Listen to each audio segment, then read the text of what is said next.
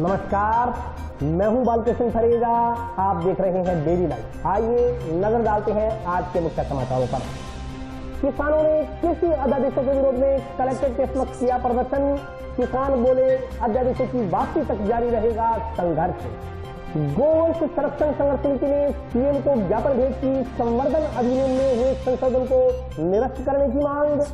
Fit India और corona जागरूकता को लेकर प्रशासन ने निकाली साइकिल रैली। कलेक्टर ने झंडी दिखाकर किया रवाना। जिला अस्पताल में चिकित्सकों की कथित लापरवाही का शिकार हुए संदीप शर्मा के परिवार को न्याय दिलवाने की मांग। विभिन्न सामाजिक संगठनों ने जिला कलेक्टर को सौंपा ज्ञापन। नेक्स्ट परीक्षण को लेकर छात्र परिषद का गठन करेगा एमएनपीजी कॉलेज प्रबंधन। कॉलेज के पूर्व छात्र होंगे परिषद के सदस्य। और अब समाचार विस्तार से। केंद्र सरकार द्वारा पारित किए गए 3 अध्यादेशों के विरोध में सोमवार को किसानों ने जंक्शन धानमंडी व कलेक्ट्रेट के समक्ष प्रदर्शन कर विरोध दर्ज करवाया।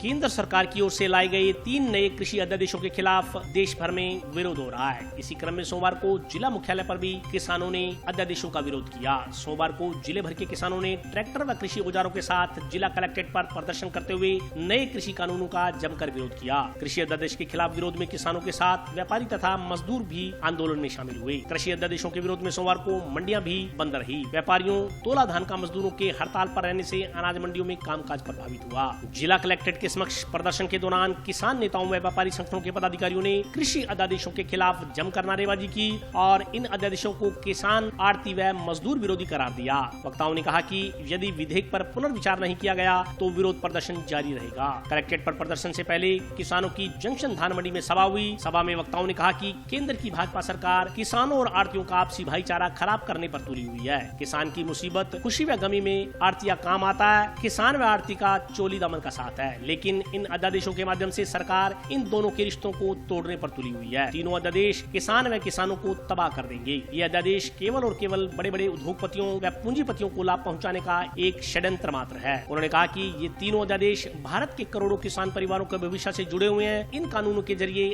आने वाले समय में केंद्र सरकार किसानों को मिलने वाले एमएसपी को खत्म करने जा रही है। केंद्र सरकार का दावा है कि इन अध्यादेशों से किसानों को फायदा होगा, लेकिन असल में किसानों को नहीं बल्कि बड़ी बड़ी कंपनियों को फायदा पहुंचाने का काम किया जा रहा है। उन्होंने कहा कि केंद्र सरकार कोरोना वायरस के कारण लगे लॉकडाउन का अनैतिक तरीके से फायदा उठाकर अध्यादेशों को लेकर आई है। सरकार को लगता है कि कोरोना वायरस के कारण किसान बड़े पैमाने पर इकट्ठे होकर प्रदर्शन नहीं कर सकते, इसलिए सरकार ने यह कदम उठाया है। केंद्र सरकार के इस कानून से सबसे बड़ा खतरा यह है कि जब फसलें तैयार होंगी उस समय बड़ी बड़ी कंपनियां जानबूझकर किसानों के माल का दाम गिरा देंगी एवं उसे बड़ी मात्रा में स्टोर कर लेंगी, जिसे वे बाद में ऊंचे दामों पर ग्राहकों को बेचेंगी। वक्ताओं ने कहा कि नए कानून के जरिए सरकार किसानों के माल की एमएसपी पर खरीद की अपनी जिम्मेवारी व जवाबदेही से बचना चाहती है। सभा में व्यापारी नेता प्यारेलाल बंसल, पदम चंद जैन, महावीर सारण, जगजीत सिंह जग्गी, सौरभ राठौड़, सुरेंद्र शर्मा, रामेश्वर चावरिया, दर्शन जांड, सतपाल दामड़ी, महेंद्र शर्मा, अश्विनी पारिक, विक्रम नैन, इकबाल खान,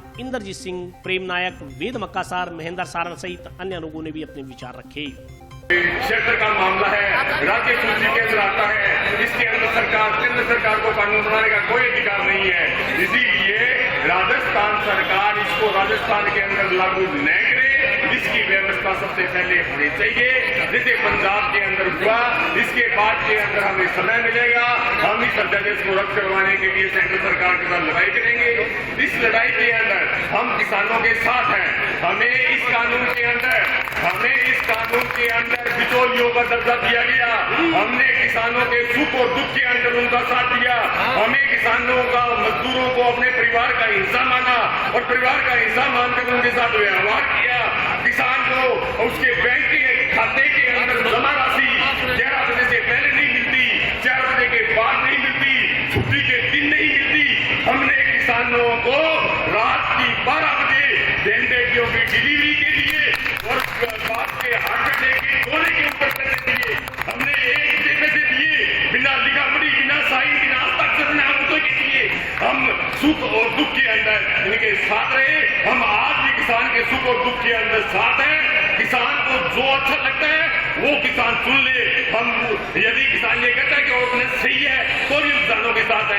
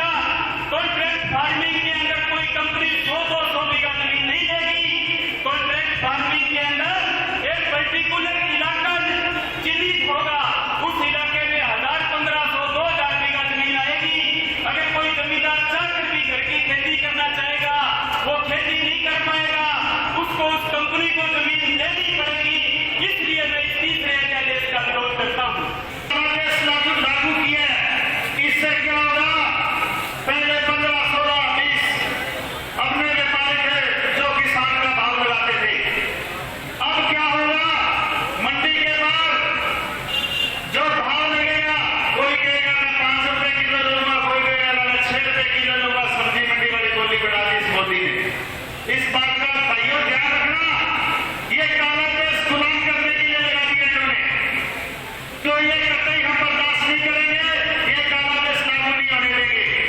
दूसरी बात आ गई व्यापारी की, व्यापारी को कोई राहत नहीं मिलेगी।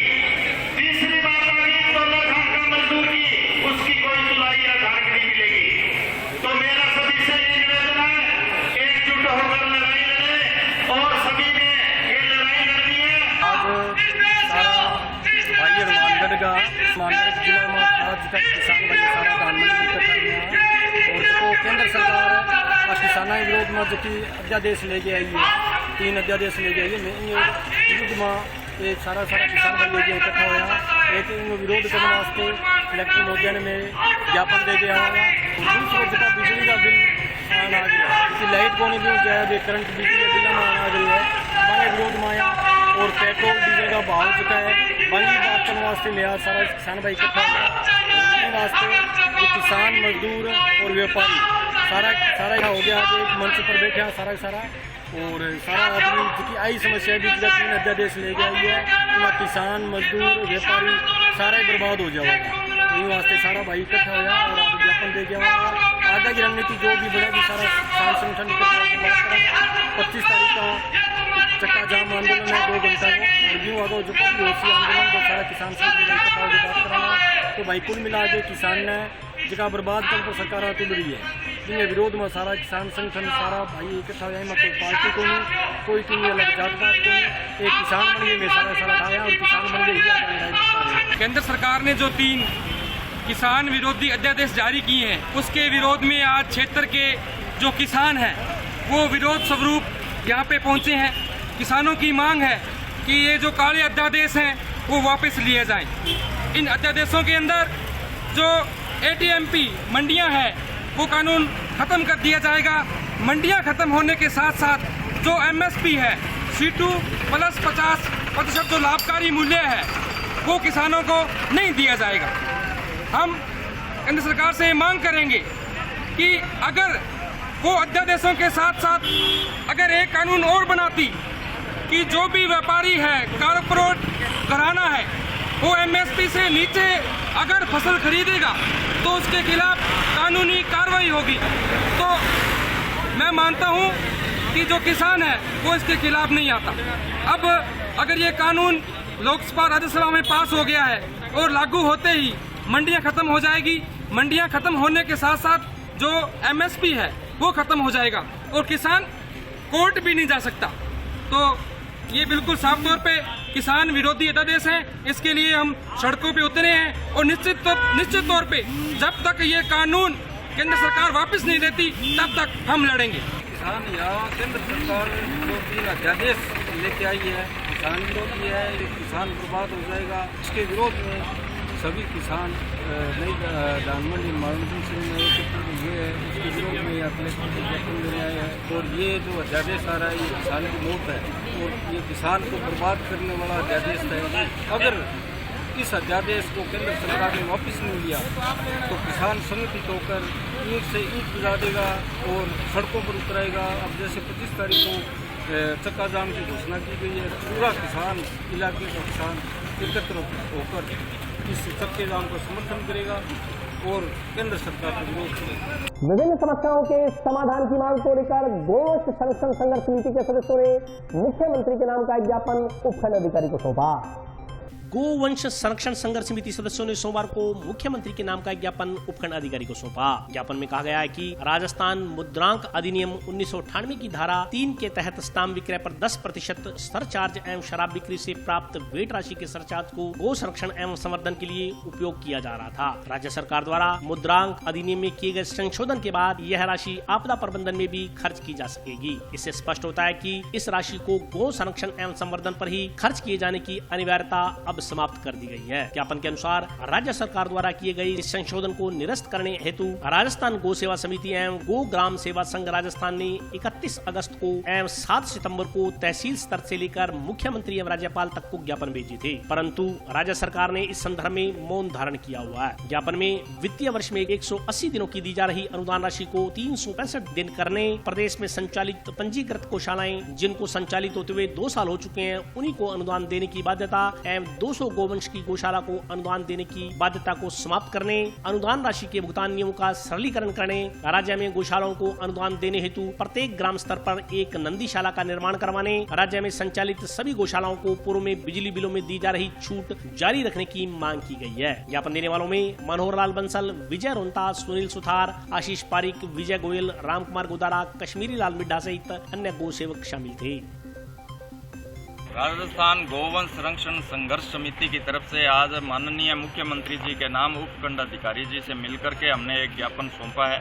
इस ज्ञापन में हमने ये मांग की है कि पिछली सरकार में जो एक निर्णय हुआ था कि जो शराब से जो वेट आ रहा था एवं स्टाम्प ड्यूटी जो थी वह गोवंश के संरक्षण एवं संवर्धन के कार्यों में खर्च की जानी थी।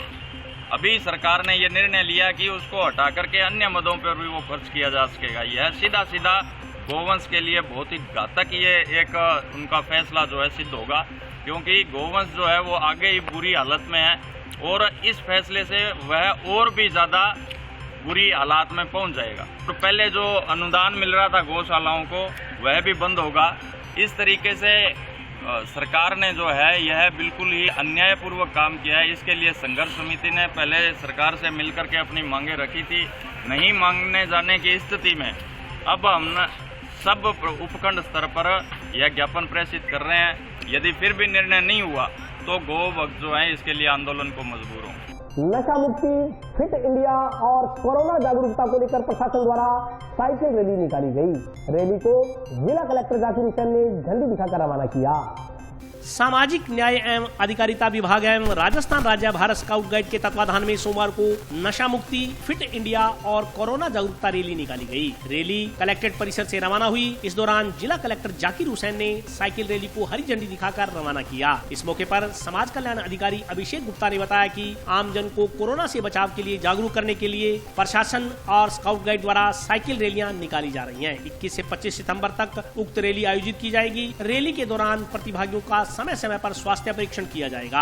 जिले के अलग अलग क्षेत्रों में इस रैली के जरिए आमजन को नशे के दुष्प्रभावों से अवगत करवाने के साथ साथ फिट रहते हुए किस तरह से कोरोना से बचा जाए यह संदेश भी दिया जाएगा। उन्होंने बताया कि कोरोना की गंभीरता के प्रति आमजन को जागरूक करने और इससे बचने के लिए सोशल डिस्टेंसिंग के नियमों की पालना करने के लिए राज्य सरकार के निर्देशानुसार जिले के विभिन्न कस्बों में भी साइकिल रैलियां निकाली जा रही हैं।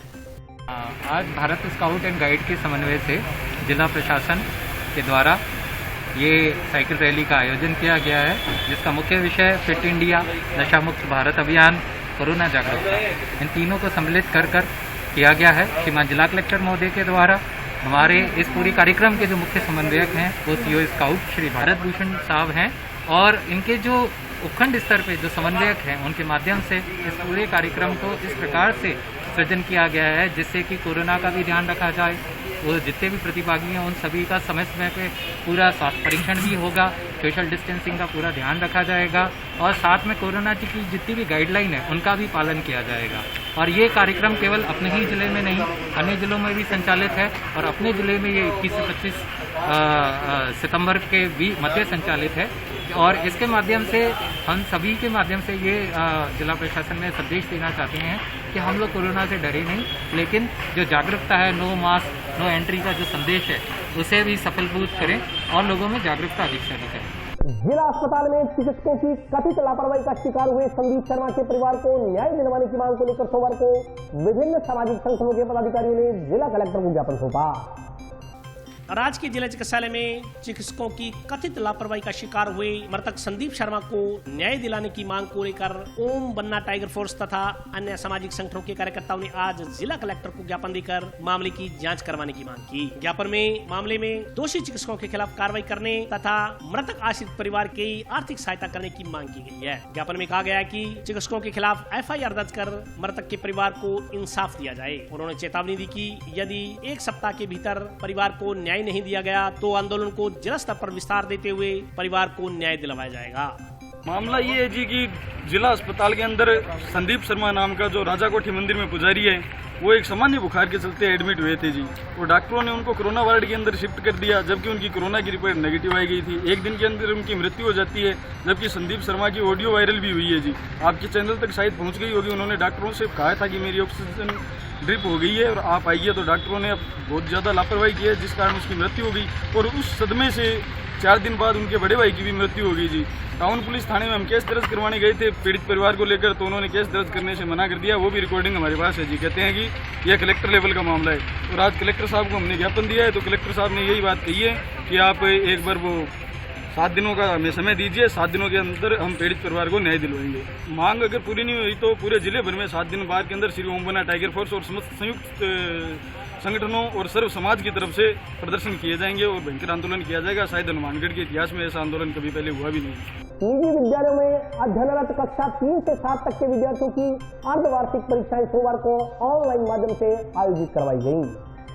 कोरोना के मद्देनजर निजी विद्यालयों में अध्ययनरत कक्षा 3 से 7 के विद्यार्थियों की परीक्षाएं ऑनलाइन माध्यम से कराई गई। कोरोना के चलते बच्चों को संक्रमण से बचाने के लिए जहां ऑनलाइन शिक्षा का सहारा लेना पड़ रहा है, वहीं परीक्षाएं भी पूर्णतः ऑनलाइन कर दी गई हैं। पिछले 6 महीने से घरों में बैठकर ऑनलाइन शिक्षा ले रहे बच्चों के पेपर भी ऑनलाइन ही करवाए गए। परीक्षाओं को लेकर स्कूलों की ओर से अभिभावकों की देखरेख में परीक्षाएं करवाई गई। बच्चों ने अपने घरों में रहकर ही मोबाइल फोन में शिक्षकों द्वारा भेजे गए पेपर को हल कर अपनी अर्धवार्षिक परीक्षाएं संपूर्ण की। परीक्षा देने वाले विद्यार्थियों ने बताया कि परीक्षा को लेकर उन्हें स्कूल टीचरों से फोन पर एक पेपर मिला था, जिसको उन्होंने अपनी बुद्धि और ईमानदारी से हल किया। विद्यार्थियों का कहना है कि कोरोना के चलते स्कूल द्वारा उन्हें लॉकडाउन में ही सिलेबस कवर करवाया गया था, उसी के आधार पर अर्धवार्षिक परीक्षाएं ली जा रही हैं। पेपर इंग्लिश का था, बहुत अच्छी तैयारी हुई थी मेरी ट्यूशन टीचर मुझे पढ़ाती थी, मैंने बहुत अच्छी तरह तैयारी करी थी। मैंने ट्यूशन में जाके तैयारी करी थी, घर पे करी थी। अच्छा पेपर हुआ है, मुझे सारे सवाल आते थे। ऑनलाइन से हुआ था। मैम ने फ़ोन किया था कि कोई पेज आएगा आपको उसके अंदर करना है, और मैम ने कोई पेज भेजा, उसमें गाइडलाइंस थी, उसको समझ के फिर मैम ने आज पेपर दिया। और अभी वक्त है ब्रेक का, हाजिर होता हूँ छोटे से ब्रेक के बाद।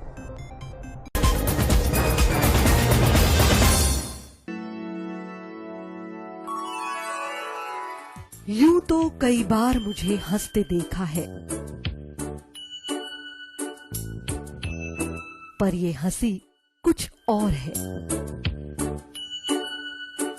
ये गहना मुझ पर जचता है, पर ये महज एक गहना नहीं, ये रूपरेखा है मेरे मन की, हंसती खिलखिलाती लहरों की,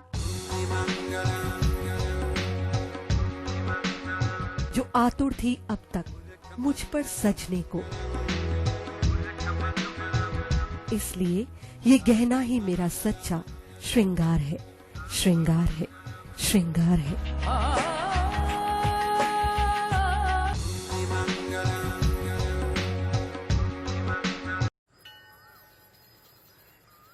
अरे बबलू, लॉकडाउन खुलते ही टहलने निकल पड़े।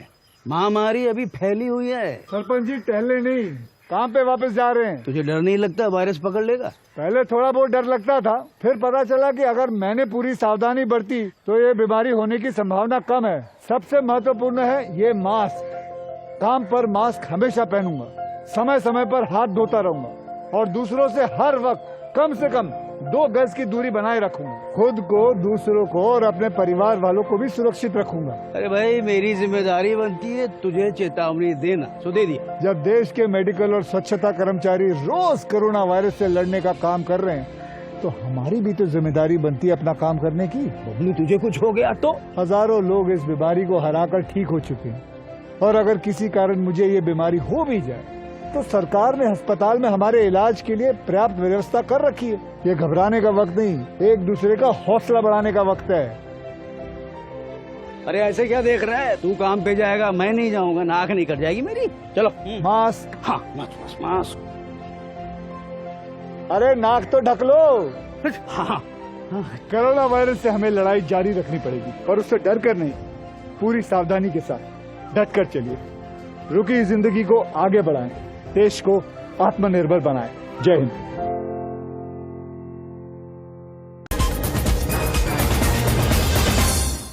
ब्रेक के बाद स्वागत है। आइए नजर डालते हैं अगले समाचारों पर। सुरेशिया निवासी एक व्यक्ति ने एसपी को प्रार्थना पत्र सौंप जानलेवा हमला करने के मामले में दर्ज प्रकरण की जांच अन्य पुलिस अधिकारी को सुपुर्द करने की मांग की है।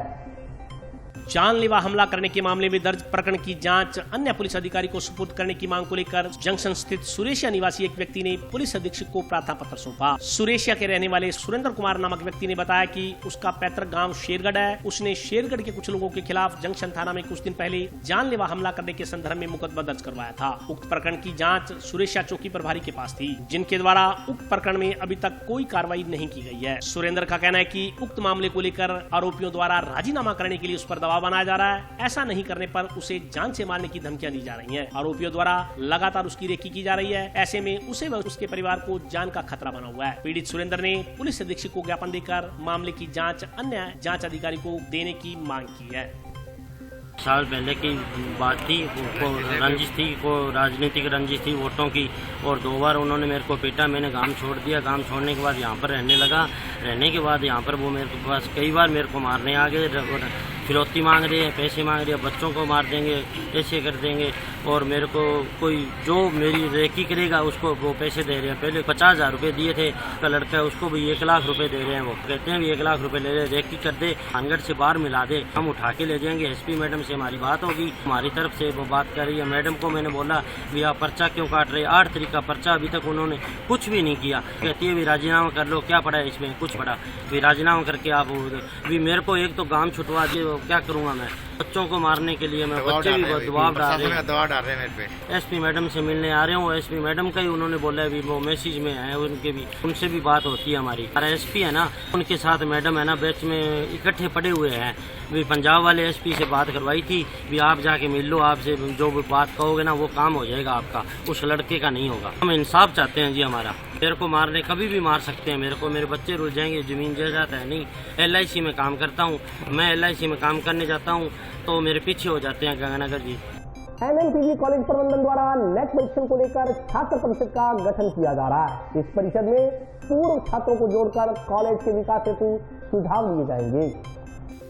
टाउन स्थित नेहरू मेमोरियल राजकीय PG महाविद्यालय में नेट परीक्षण को लेकर छात्र परिषद का गठन किया जा रहा है। इसको लेकर कॉलेज की ऑफिशियल वेबसाइट पर एक फार्म अपलोड किया गया है। इस फार्म को भरकर महाविद्यालय का कोई भी पूर्व छात्र छात्र परिषद का सदस्य बन सकता है। इस संदर्भ में जानकारी देते हुए कॉलेज प्राचार्य डॉक्टर नरेंद्र भांबू ने बताया कि कॉलेज का कोई भी पूर्व छात्र इस परिषद का सदस्य बन सकता है। परिषद सदस्यों का दायित्व सुझाव देने के साथ साथ अकेडमिक उपलब्धियों में योगदान देना रहेगा। उन्होंने बताया कि कॉलेज की नेक इंस्पेक्शन में परिषद सदस्यों की महत्वपूर्ण भूमिका रहेगी। संभाग का दूसरा सबसे बड़ा महाविद्यालय होने के बावजूद पूर्व में सन 2005 में कॉलेज का नेक परीक्षण हुआ था। इसके बाद से नेक परीक्षण को लेकर काफी अटकलें सामने आ रही हैं। छात्र परिषद न केवल नेक परीक्षण में योगदान देगी बल्कि महाविद्यालय के छात्र छात्राओं का मार्गदर्शन करने में भी अहम भूमिका निभाएगी। प्राचार्य ने बताया कि नेक परीक्षण नहीं होने के कारण कॉलेज के बहुत से विकास कार्य रुके हुए हैं। इस बार नेक परीक्षण के बाद कॉलेज में रुके हुए कामों को फिर से शुरू करवाया जा सकेगा। उन्होंने बताया कि कॉलेज के पूर्व छात्र जो वर्तमान में किसी भी व्यवसाय से जुड़े हुए हैं या किसी भी राजनीतिक पद पर कार्यरत हैं, उन्हें छात्र परिषद की सदस्यता दी जाएगी जो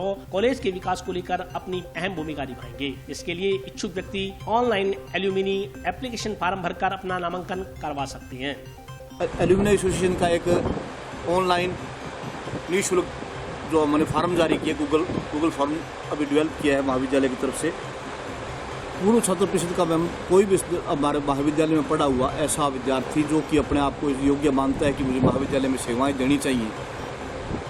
पैसों से नहीं होती सेवाएं अनेक प्रकार की हैं। जिस भी प्रकार से वो सहायता करना चाहिए इस महाविद्यालय की, अपने ज्ञान के द्वारा, अपने क्लासेस के द्वारा, अपने स्पोर्ट्स के द्वारा, कोई मैनेजमेंट का आदमी अपनी कोई फैक्ट्री उसमें प्लेसमेंट के द्वारा, कोई लॉ का विद्यार्थी अपनी वो महाविद्यालय को निःशुल्क लॉ की सेवाएं दे करके, विधि सेवाएं दे करके, कोई फार्मर है तो अच्छे हमारे पास ऑर्गेनिक फार्मिंग इत्यादि की कोई बात बता करके अपने विद्यार्थियों को जो उसी के महाविद्यालय के विद्यार्थी हैं उनका लाभान्वित कर सके यदि वो सोचते हैं, या कोई डेवलपमेंट की कोई प्लानिंग बता सकते हैं कि इस तरह से इस महाविद्यालय को फ्यूचर में इस तरह से ग्रो करना चाहिए।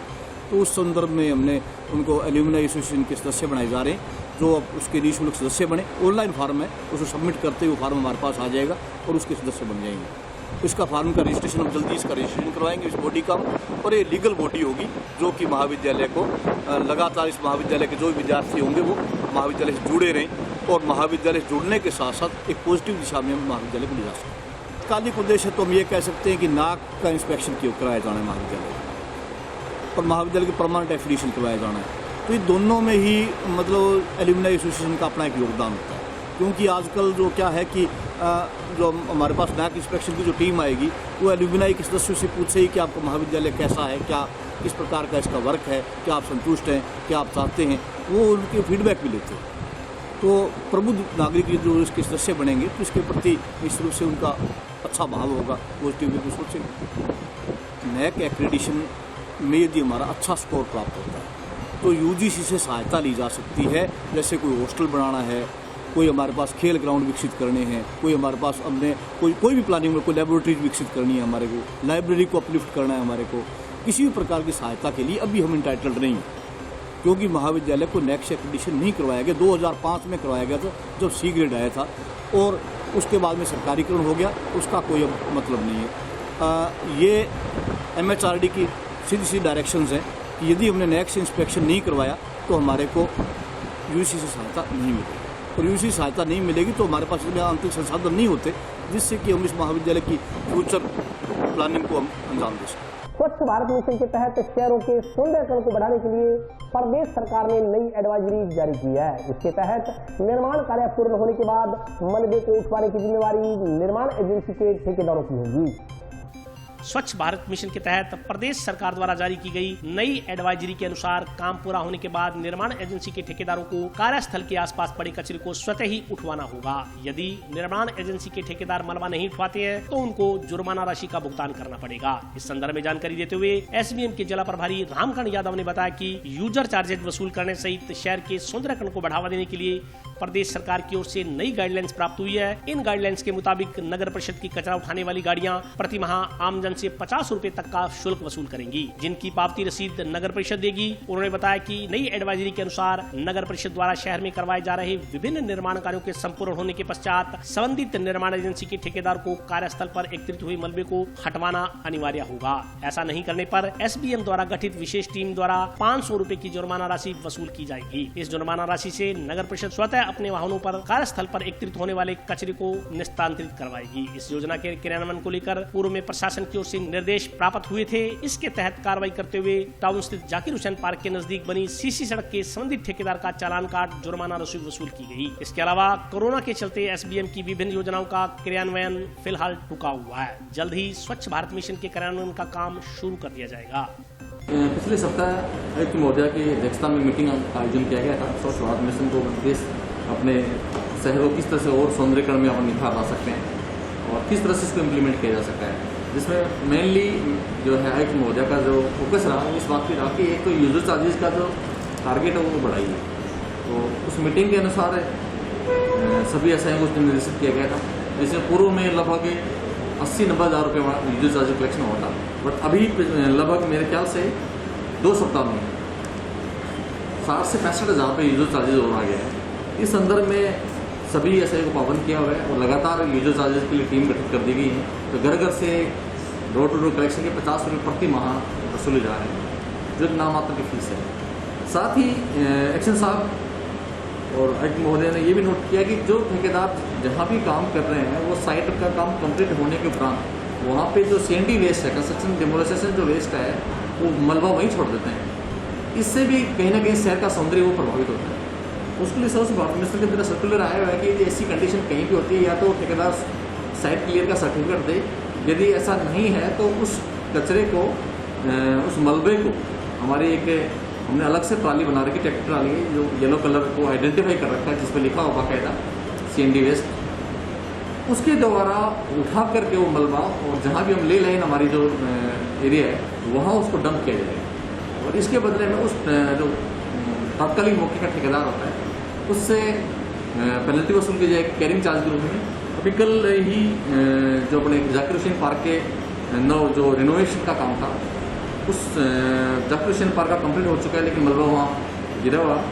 बीमार ये है राजन जी ठेकेदार हैं, तो इनको पाबंद किया और वहाँ से हमारी ट्राली के द्वारा वो उठाया गया कचरा मलबा जो भी था और उनकी 500 रुपये की जो है कैरिंग चार्ज की रसीद काटी गई है। तो आगामी दिनों में सभी एसआई को निर्देशित किया गया है और ऐसी जगह जो है आइडेंटिफाई कर रहे हैं जहाँ जहाँ ऐसी शिकायतें इस टाइप की चीज़ें हैं तो यदि ठेकेदार उसको क्लियर नहीं कर रहे हैं तो आयुक्त महोदय के निर्देशानुसार वहाँ अपनी जो ट्राली लगाई जाएगी उनकी पेनल्टी कैरिंग चार्ज के रूप में उनकी रसीद काटी जाएगी और वो मलबा उठा के ले लाइन एरिया में डाला जाएगा ताकि शहर का सौंदर्यीकरण बना रहे। और आयुक्त महोदय का ये भी एक अपील थी सभी से कि भाई शहर हित में सौंदर्य में आप लोग जो है नगर का सहयोग करें। रोजमर्रा के काम आने वाली वस्तुओं के बेतहाशा बड़े दामों ने आम जन की पहुंच से फल सब्जियों जैसी जरूरी वस्तुओं को भी दूर कर दिया है। वहीं सब्जी विक्रेताओं ने बताया कि फल सब्जियों के भाव में और वृद्धि होने की आशंका है।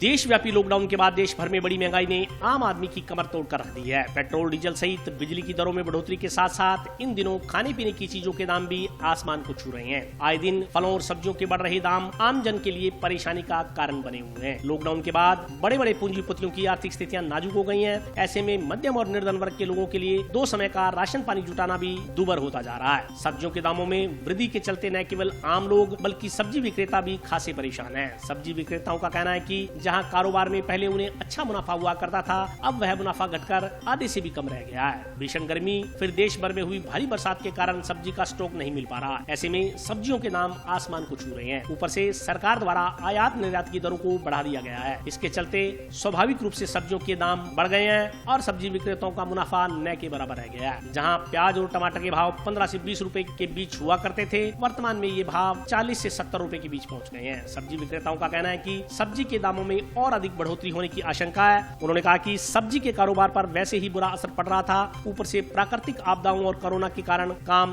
बिल्कुल ठप होकर रह गया है। सब्जी विक्रेताओं ने बताया कि ग्राहकों को ये लगता है कि उन्होंने सब्जी के दामों में बेतहाशा वृद्धि कर दी है, जबकि यह उनके बस की बात नहीं है। स्टॉक नहीं मिलने और उचित मुनाफा नहीं मिलने के कारण सब्जी विक्रेताओं के कारोबार पर भारी संकट छाया हुआ है।